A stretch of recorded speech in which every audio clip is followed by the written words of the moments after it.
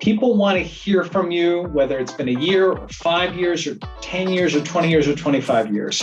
And if you're looking to make some type of decision in your career, or if you're looking to grow your practice, or whatever you're looking to do in your own professional development, widening the scope and sphere of people you interact with is a good thing.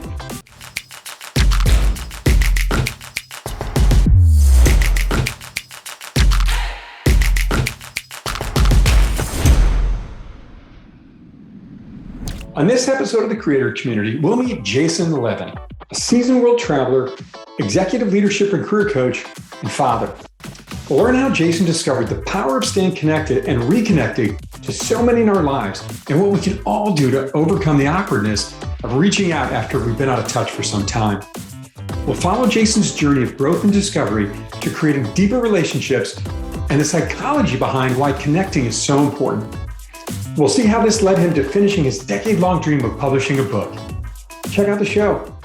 Welcome to the third season of the Creator Community. This is a podcast series from book publisher New Degree Press, or NDP. I'm your host, John Saunders, founder of Forward Advisory Solutions. This show is designed to celebrate, elevate, and showcase many of the incredible authors that have published their books with NDP. This year, 2021, NDP will cross over 1,000 published authors. In this show, we get to know the authors and their books, as well as give you behind-the-scenes look at their journey.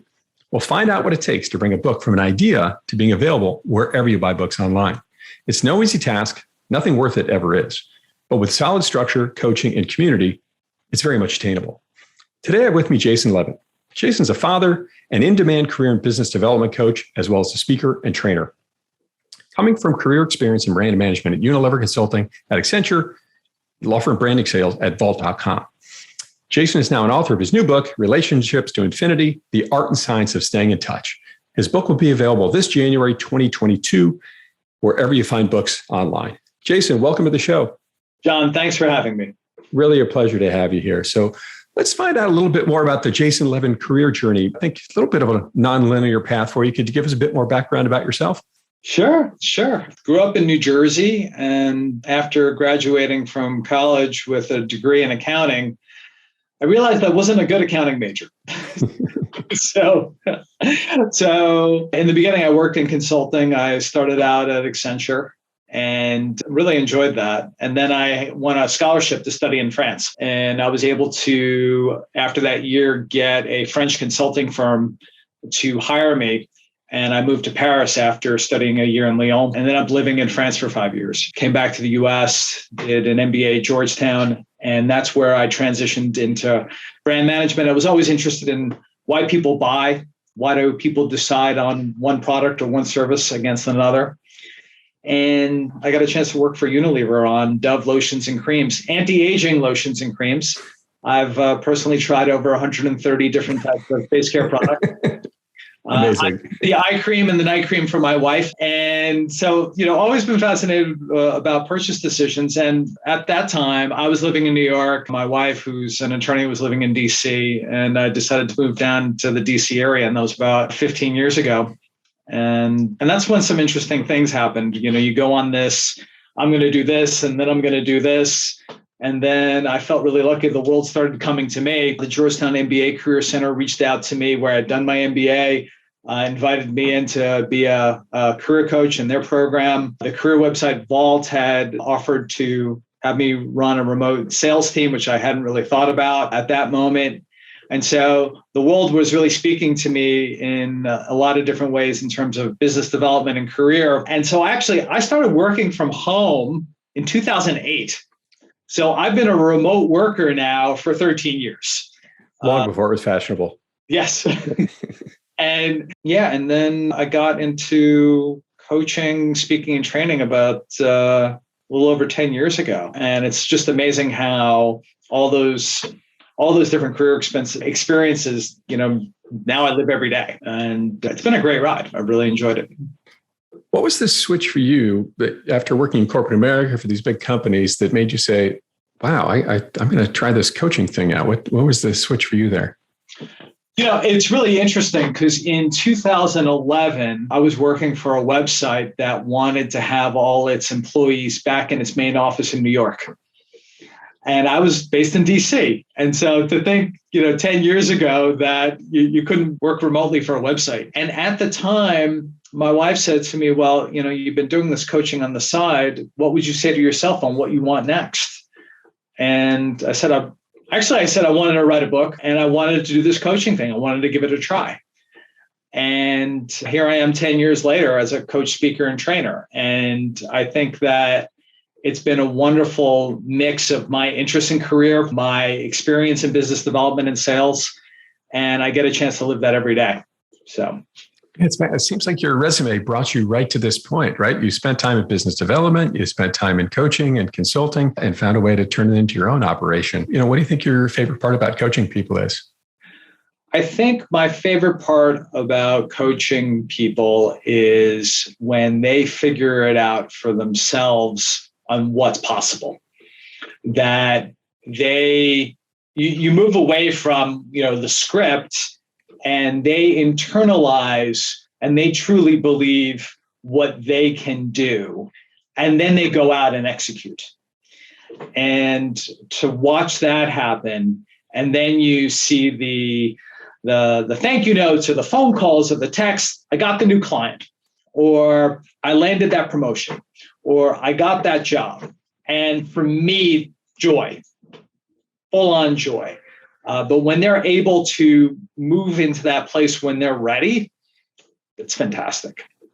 So. I love that. Helping others see what's possible. What a great thought. And I remember when I moved into a leadership role on Wall Street and started getting a lot of coaching, my firm was nice enough to hire a group to coach us as the sales leadership team. And I remember on a call with somebody, it was a remote team, again, long before it was fashionable, and literally hearing the light bulb go off for the other person.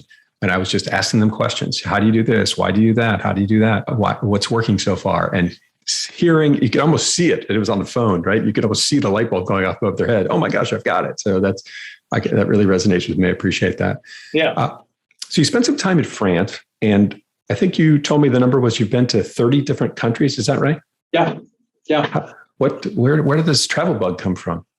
Well, when I was in high school, my father was working in the garment center in Midtown Manhattan, and he had experienced unemployment during the recession of 89, 90. And at that time, I was supposed to go on a trip to France with my high school French club. And so it didn't make sense at the time for me to go. So I always had in the back of my mind, I wanted to go to France. And I had that opportunity in college. I actually got a chance to work at the US Embassy in Paris over the summer. And it was an amazing experience. But one thing that I realized is that in any US Embassy, you're never going to learn the local language because you're essentially, it's like a little United States in that city. And it just got me really interested in how do I get back there? How do I get a chance to learn the language? And I was looking at different programs, and I was lucky enough to win a Rotary Scholarship several years later to do a year of study in Lyon, France's number 2 city. And it confirmed everything that I had been interested in. You really, not only are you immersing yourself in a different language, you're in a different culture. So it's really taking a step back and thinking about it from other people's perspectives. Not that different than coaching, because if you're listening and you're truly listening to what's behind the words, what's behind the actions, why are they doing this? And then you get a better understanding, well, that's what they care about. And then getting a chance to move from Lyon to Paris, where actually a French consulting firm hired me, got me my green card, and I was one of the few foreigners working for them. That was a whole other experience of moving from like the academic world to the professional world. How is a meeting conducted in France? What does it mean when a French person asks you to coffee? What they really mean is they want to talk and they want to, really dive into things. And so actually in Paris, I started drinking coffee. I wasn't a coffee drinker beforehand. But I think having lived abroad for 5 years and traveled to different places, I think it's made me a better observer of others and realizing there's a lot of different ways that you can approach things and get to the result that you're looking for. So, no one way to get there. This being more empathetic, being a good listener, asking good questions. I mean, all incredible skills that, clearly have led you to the career you're in, which is awesome. Were those 30 countries you visited? Was that while you were living in Europe? Because they're kind of easy to get to, right? Yeah. So after working for the consulting firm, I spent 3 years working for a grad event organizer where we bring together graduate schools and candidates interested in those graduate schools. So it was kind of a traveling roadshow of grad education. And part of my work was Western Europe. So everything from, Madrid to Frankfurt, all the way out to Moscow, and then Central and South America. So part of those countries is through traveling through there and working through there with the events we were running. And other pieces are when I was at Georgetown and doing our global residency in Vietnam, or when I self-organized an internship in Sri Lanka. So it's been really fun to be able to not only interact with those cultures, but then to actually have worked in those cultures as well. And so walking around the DC area and you hear an accent and I can almost relate, are you from, or, tell me a little bit more about your own background, and I have something to relate to. Right. And that's such a big part of coaching is being able to relate to people. And given your diverse and immensely well-traveled background, I'm sure that makes it even easier for you, which is great. And probably a lot of that comes naturally. So you spent this time learning, you spent this time traveling, you moved into this coaching career that it sounds like your wife kind of helped nudge you towards, which is fantastic. How did you end up being an author? What did that journey look like for you? I didn't set out to initially be a coach. I wanted to write a book, and this was 10 years ago. And the book just never happened because I was too busy, trying to make the coaching, speaking, training thing work. And it's amazing how the universe just comes to you with opportunities.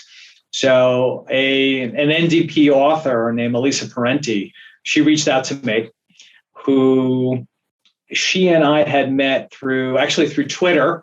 She's a journalist, a business journalist. And when she was working for Dow Jones doing Market Watch business segments, we had done some segments together many years ago. And actually, earlier this year, she had reached out to me and said, Jason, I just wrote a book through NDP. I think you have a book in you based on all that I know about you. You should consider it. And it was just funny. We had kept in touch, but she never knew that I was interested in writing a book. And she just sensed it. Just sensed it. That's amazing. And I can't tell you how quickly I went on the NDP website. I got a meeting with Eric Custer, and I was like, I'm in. This is something I want to do. I'm tired of talking about it. My wife's tired of me talking about it. And by the way, 10 years ago, when I said I wanted to write a book, the title of the book was going to be Relationships to Infinity. It was always going to be this title, because for me, keeping in touch is something that is not something you say. It's something you can aspire to. You do, you work on, And so to be able to write on a topic that I care so much about, and to have an NDP author like Elisa suggest that I go through the program, it's just been fantastic. So it's actually keeping in touch got me to writing a book about keeping in touch. You are a living model of what your book is about, and it never seems to end. I think we'll hear a bit more about that as we go on. Yeah. Fascinating that two great women in your life were what one helped you get into coaching, one helped you write a book. I mean, this is really a thank you letter to women, I think, is what this conversation is about. It's a thank you letter to not only getting great suggestions, but then acting on those great suggestions and saying, you know what, you're right. I should. That goes to listening and acting. It's funny when I think about my own book, honestly, it's like 3 inflection points where I kind of felt stuck, or maybe not even stuck, but just didn't even realize what was possible, to use your line from earlier. And I went to a friend, a mentor, and said, hey, or a manager, and said, hey, I'm not sure what to do here. I feel a little bit lost. What would you do here if you were me? And, they gave me great advice to run on. I did it and ran with it, and it ended up, completely changing the trajectory of my career in a positive way. And I'll never forget those moments. And I've reflected on those a few times. And someone said to me, they're like, yeah, you not only asked me advice, but you did something about it, right? Getting advice is great, but if you do nothing with it, it just sort of dies on the vine. Always in the execution. always in the execution. That's the hard part. Innovation, the line I've often heard is 10% idea and 90% execution, right? Is something like this. Yeah. So thinking about your journey, you're a busy guy, you've got this business, you've got a family. How did you fit the book into your life? For others out there who might be thinking, I don't have time to write a book. It doesn't seem like you would either. Jason, how did you get that done? Carving time and then that's something that I thought a lot about. And, you're talking to somebody that's a recovering night owl. And I was actually finding myself waking up at 7:30 in the morning on Saturdays and Sundays so that I could hit my weekly Word deadline with my editor.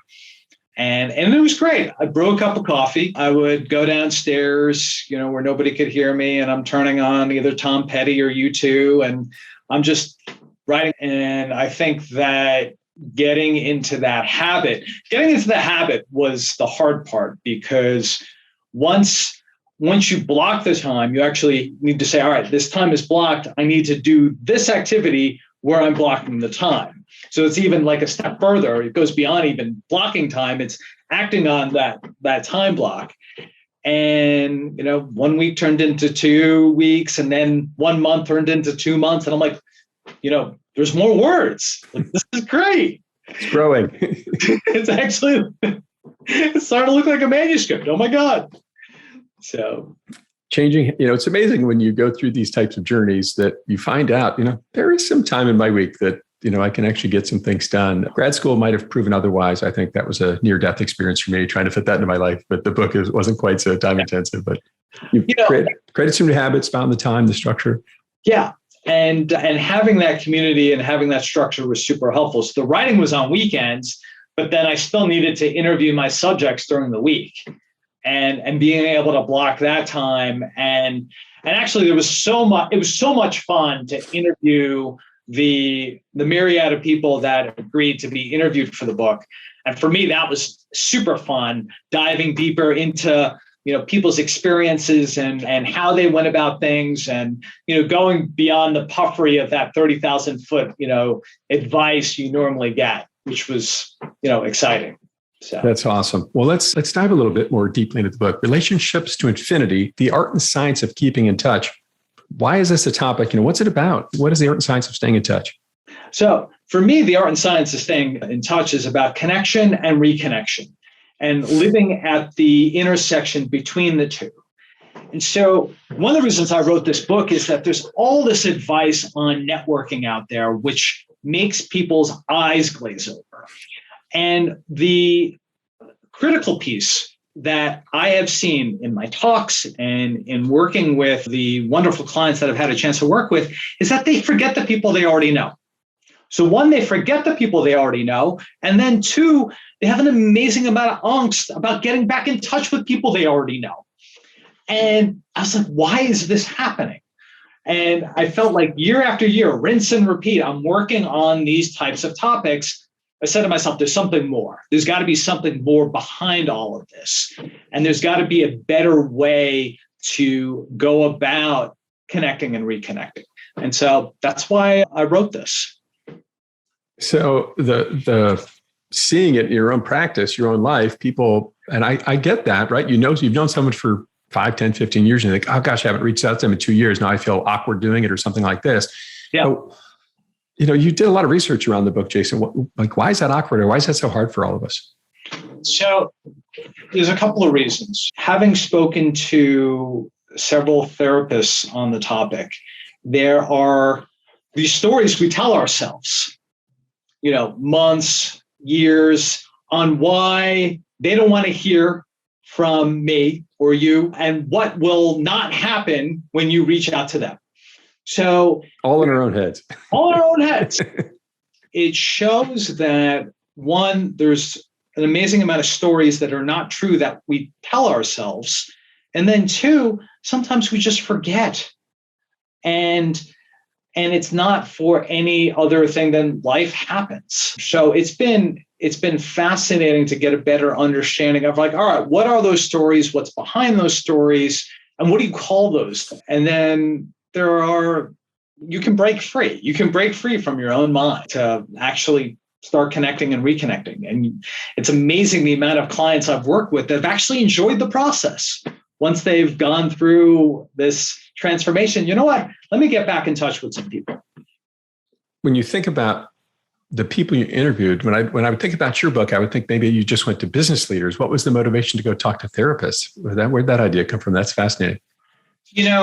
I was going into different research around the social in the social science realm. And one of the business leaders said, look at friendship, because underlying a professional relationship is also a component of friendship. So we call, they're a friend or they're a work friend, but there's always that friend piece. And so I started looking at the social science around friendship. And I wasn't expecting to do this, I wrote a chapter on friendship. It was so powerful, what friendship means and being likable and how do you connect with somebody. And so, getting back to connection and reconnection, when we connect, there is some really critical components of friendship in there. And as I was doing the research around friendship, that's when all of the psychological research started coming out. And I said, I need to start talking to people that really work on this. And it's not coaches, it's the therapy community. And they were fantastic. And we were really doing a deeper dive into what that all means. How are you likable? What are the stories that you tell yourself? How do we connect? And getting it to its very core components allowed me to really get a better understanding of all this. So. I really appreciate the fact that, one, you set out to write a book about relationships, not intending at all to interview therapists, and here, just through your research and learning, I think one of the, you made that pivot, if you will, or I'll say that refinement in the middle of it. What's fascinating about the story and what's so interesting about the book journey is so many people think about it as writing and output. And in so many ways, it's about, especially the way that the coaching program goes, it's about you learning and finding new ways. And as you learn, right? You uncover a new stone and you learn something new, and it sends you off in a new direction. And it, as you said, it created a whole new chapter. I love that. So it's been a journey of not only writing, but also learning. What were some of the key elements of friendship that you learned about? So that one was time. So there was research done. There's a certain amount of time to go from a casual acquaintance to a friend to a best friend. And to get to that best friend piece, it took like 200 hours of interaction to become a really, really close friend. So if you think about it, it's not that uncommon at work that you become friends with somebody, you become friends with a client because you're interacting with them so much. So that defines its classicness as friendship. And so you think about it, it takes so long to actually get that connection that if you move on to something else, like it's not that the connection is lost, that friendship is still there. You're not in touch. So I think that one aspect about friendship was really interesting. The second is around reciprocity. So the notion that we agree to be friends, or that I'm calling you my friend, and the friend is saying, you know what, you're my friend also. And so there's this almost a contract component, verbal, of course, between people. Yes, we're friends. And so it was fascinating that part of friendship is time and frequency of interaction. And then the other piece is giving it, yeah, we're friends. Or let me introduce you to one of my friends, and having that reciprocal relationship. So that it was really interesting because and then it also, in talking with the therapist, and I think this ties back to the last 20 months where we've been isolated, why we're so unhappy is because we can't spend time with our friends. In my interviews with the therapist, food, water, safety, security, and social interaction go at that bottom piece of the pyramid. So friendship is really a driver of energy for us, introvert or extrovert. And I think that was another piece that in my interviews, both with business leaders and with folks in the therapy community, is that regardless of your personality type, you still need social interaction. how you respond to that social interaction afterwards, whether you need downtime and quiet or you need more of it, is based up to you. So yeah, friendship's a really big deal. And it sounds so simple, but it's so hard to sort of manage all these things in your life. I was interested to see after we've sort of started to come back out of our shells from quarantine, and I've tried to put together some sort of small friend gatherings. And I had one friend, opt out of a thing I thought for sure they would attend. And I kind of pressed them on it. And they, I think sort of living in this weird isolation thing kind of even pushed them further into their shell. Yeah. And I think they're probably not unique in that circumstance. So friendship is a key part to this story. What are some other key pieces to relationships into infinity, Jason? I think another key component to this is just finding time in your calendar. Time to reconnect. And how do you think about blocking time to make this a priority? So either you let your calendar happen to you, or you can be more intentional about your calendar. And one of the great things that I found in my interviews is that people have different ways of doing it. One of the people I interviewed, she does it on Friday mornings. And she has a little note in her calendar for half an hour. It's called CC, connection calls. And this was somebody that I had worked with that was not a natural keeper in toucher. Even though I had a wide array of relationships and people, appreciated her and honored her and trusted her, but keeping in touch wasn't on her radar. And once she decided to make it an intentional priority, then it got on the calendar. So I think, in our busy lives, it's not like you and I are in college anymore, and it's so easy to just go out with friends because we have all the time in the world. So I think time management is a real critical component to keeping in touch back on people's radars. Right. And I appreciate the fact that much like getting your book done, it's not about, taking every hour you have in the day. It's about carving out specific time each week to focus on it. And as you said, it's 30 minutes for this one person that you work with. Any other strategies you might offer for people out there to try to stay in touch and overcome that awkwardness of making that first outreach? I think that you start with the people that you want to get back in touch with most. And you start with that list. And then the piece that really struck me was share a memory about them. So there's a lot of research. And actually, there was an article on this in the Wall Street Journal last week on nostalgia and how nostalgia plays into friendship. And so actually developing out a list of people you want to get back in touch with and what do you remember about them. So actually sharing memories is a personalized experience that allows for you to connect and reconnect with someone and shows and rekindles what that friendship was all about. So, it's looking at, or, it's listening to a song and you're like, wait a minute, we used to listen to that song when we were working on blah, blah, blah. Or it's you're at a restaurant, like, wait a minute, we used to order this meal together when we had to. And so taking those moments in time and sharing that with people, because often the one thing I get from clients is, I don't know what to say. I don't know what to say. It's been 5 years. It's been 10 years. And it's like, it's not what you need to say. It's what you need to share. So once I've found a good way to connect through nostalgia, through bringing back some fun memories I've had with that person, what if, God forbid, they respond, Jason? What do I do then? Well, it really comes to what you're looking for. Are you looking to just do a quick hello and a quick text or a quick direct message, and that's fine? If they're not in the same city as you, are you looking to do a Zoom or a phone call, or do you really want to see them? And then you need to leave it to the other person to see where they're at also in their own mind. And that's just the function of logistics. Okay.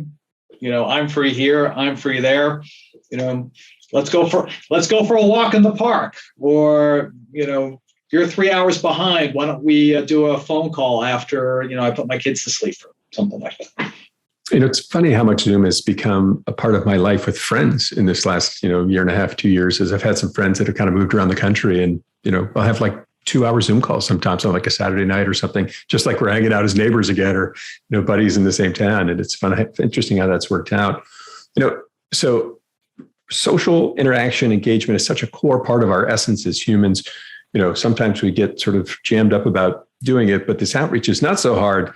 Find a common memory, find a way to reach out to them and reconnect. Have you seen this? How have you seen this play out? Can you share a story about where this has played out for clients and how it's helped them out in their lives or careers? Sure. So I was working with a partner in a law firm and started going through, okay, what's your practice look like? Who are your clients? Who are your past law school classmates? Who are your past colleagues? And we started to work through, okay, so you have a whole set of clients that you need to get back in touch with that are no longer at those organizations. And so he developed out a list of like 5 or 10 people and started doing that over 3 6-month period. And actually, in professional services, business development, it's not like you reach out to somebody and all of a sudden you get work. He had just written to me, we had worked together about 2 years ago, that through that process, he's actually gotten a new client engagement by going back to a former client that had switched organization. The same person also had reached out to former colleagues that were at competitor law firms. And because they respected him when they worked together, they were conflicted out of a case that they couldn't work on. And the client asked them for a referral, went to him. And so there's really 2 things I think that are really important. One is to actually get in the act of keeping in touch, and then realizing that this stuff doesn't happen, positive things don't happen the next day or the next week or the next month. It literally can take years until some positive things can happen. But when they do it, it's wonderful, right? And it was all authentic and real. There was nothing salesy about it. He was just asking how people were doing and catching up with people. It's amazing how you have these relationships. People know you. Even if it's been 3, 5, 10, 15 years, they know you and trust you and this kind of thing. I had an old friend I had literally met 25, 26 years ago, my first week on my job on Wall Street. And they reached out to me a week or 2 ago. They knew I wrote the book. They bought it in the pre-sale campaign and asked me if I could work with them on some coaching for their team. We hadn't spoken in, I bet, at least 6 or 12 months. And that was around the book last time around when I think the pre-sale was going on. But it was fascinating for them to pick up the phone and reach out to me in that respect. And why? I think because she knows me and we've trusted me and we've known each other for 25, 26 years. And totally out of the blue, it was really nice to get that call. Yeah. No, and you talk about trust. I was thinking about writing a chapter on trust, but after doing the research, I put in a chapter on trust because it's such a critical component. And after you've built trust in a relationship, that trust is always there. That trust is always there, whether you're in touch or not. And that's actually very a critical component of the relationship. That they trust you for your expertise, they trust you for your ethics, they trust you for a whole host of reasons. And that's it's a great story on how that. It was really mind-blowing for me. And yeah, trust was, I think, very much at the anchor of that. And trust that you are going to do what you said you're going to do, right? And this kind of thing, which was really cool. When you think about the journey, the book journey for you, anything that surprised you along the way? Yeah, for me, I think the biggest surprise was the outpouring of praise that I've been getting for the book. And this was completely unexpected, but I am over the moon excited that Dan Pink gave his endorsement of the book. And so I think that's been, it's funny, you spend a year working on this and you don't know how people are going to respond. And the response has just been wonderful. So I've been super excited. Dan Pink, the best-selling author, I think is who you're referring to. Daniel Pink, some people know him as. I'd love to share that quote that he wrote about your book. I think it's really brilliant. One of the most powerful tools, this is from Dan now, one of the most powerful tools for success and satisfaction is at our fingertips, unused. The social ties and connections that too often we let wither. Jason Levin compiles wide-ranging research with his own broad experience to demonstrate how we can reconnect with those we've known and then nurture those opportunities to advance our professional and personal lives. I mean, wow. How did it feel to get that quote from Dan Pink? I was over the moon excited. I was jumping up and down. And so it's absolutely fantastic to have someone of his stature take a look at my work and say, yeah, I like what you've done here. So, and as a first-time author also. So what incredible validation. And did you just reach out to Dan out of the blue, or how did that? So he lives in the DC area, and I had seen him give a talk about 8 years ago. And this is when he wrote Drive. And he was already a name back then. And I said to myself, wow, this guy's amazing. I need to get a coffee with him. And so I was able to get a coffee with him about a year, 15 months later. And he just gave me some really great advice on, being an independent coach and being out on your own, and, all the questions I was having about, working for myself. And so I said, you know what, I'm going to keep in touch with him. And so every year, a year and a half, I would be, there'd be different events in the DC area. If he was speaking, I'd show up. And it got to the point, a couple of years ago, I was at an event and he's like, oh, hi, Jason. I was like, wow, he knows who I am. So the fun part with the connection to the book is that Dan actually spoke to the NDP author community earlier in the year. So I had reached out to him and said, listen, I think it's great that you're speaking with us. I'm going to be part of that group. I look forward to hearing what you have to say. And ever since he spoke, every couple of months, I would write to him and say, listen, this is how my book is coming along based on your advice. And one of the pieces of advice that he gave was butt in chair. Have your butt in your chair and keep writing. Goes back to like time management, right? And blocking the time. And it actually got me more excited about sitting down to write my book. I'm like, all right, I'm going to put my butt in my chair and I'm going to keep writing. And that was like, the most important thing. So all of these interactions, I finally got to the point where I'm like, okay, let me see if he might be interested in this. I mean, he probably gets, millions of these types of requests. And I wrote to him and he wrote back to me same day, sure, send it over, show me what other people are saying about the book and give me a generous deadline. And it all worked out. So I'm excited. So meeting Dan Pink 8 years ago and staying in touch with him, dare I say, led you to getting a beautiful quote for your book. Well, that is a fantastic story and a living testament that your process, your system works, right? Just keep in touch, John. That's it takes work, but if you keep in touch, good things happen. That's awesome. And, I love that his advice was similar. This whole about writing, the books don't write themselves. So you got to log the hours in the chair. Yeah. Speaking of all of these things and getting the book done, have you found any ways that the book has changed you? One, I find myself quoting research a lot more. So much of it in your brain now, right? It's so much. I feel like I'm quoting scripture. I'm like, well, actually, if you look at the academic research, it says, and so I feel like, you're an MBA, I'm an MBA. There's no dissertation, there's no thesis. But I feel like this book process has given me like my own thesis on, connection and reconnection. So I think the way that's changed me, one, I'm quoting research more often. And secondly, I'm actually, as a daily, weekly activity, I'm looking out for research around these topics of relationship management a lot more. And it's really interesting that I feel like I'm more in tune to the academic community. I'm more in tune to the social science. And now that I've gotten a real taste of it, I want more. This is one thing I find fascinating about learning. And I encourage anyone that I come in contact with to continue to learn and grow, certainly mentees in my life. And it's got two huge benefits, right? One, you learn something new, but two, you become aware that, hey, maybe things aren't as clean or simple as I thought they were. And now you've got this new knowledge to go chase after it and do something about it, right? And you can just continue to build on this. So the power of learning, I just could not agree with you more on that one, is so important. When you think about how you have gone about this, this journey and how you've learned and grown, I hear somebody who might be heading towards professorship work, Jason. Is that what I'm hearing? Or what's next? What are the big goals for you and as this book is out there and is in the world now? Well, I don't know if I'm going to be a professor or not. I respect the PhD community.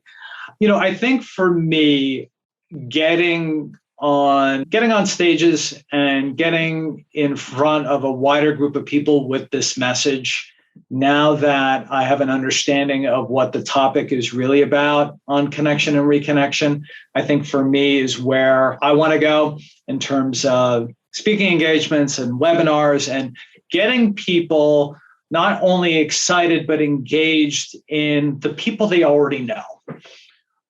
There's a lot of good things that can happen. So I think for me, I'm looking forward to sharing this with a wider audience. I really appreciate a line you said earlier, a thought you shared earlier about, helping people as a coach, help people understand what's possible, right? So many times we see things as impossible. And it sounds to me like with this book, you're helping people understand what's very much possible in their relationship, in their network, and what they do from day to day, week to week. And it's just about finding the time and intentionality to get it done, I think is what I'm hearing.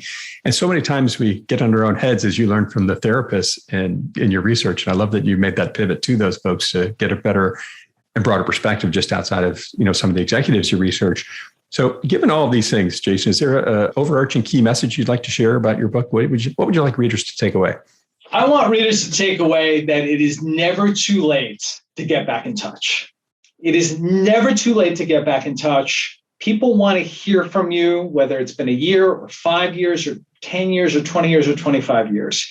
And if you're looking to make some type of decision in your career, or if you're looking to grow your practice, or whatever you're looking to do in your own professional development, widening the scope and sphere of people you interact with is a good thing.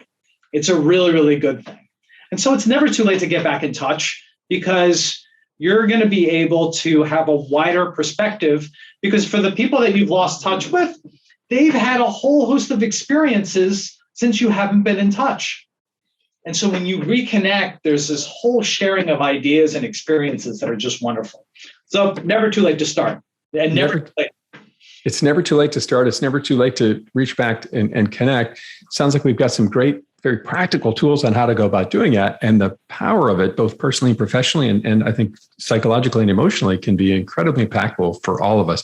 What a fantastic story. What a fantastic book filled with lessons on this journey, how to go about doing it, and really why. And certainly there's been some great outcomes that you found.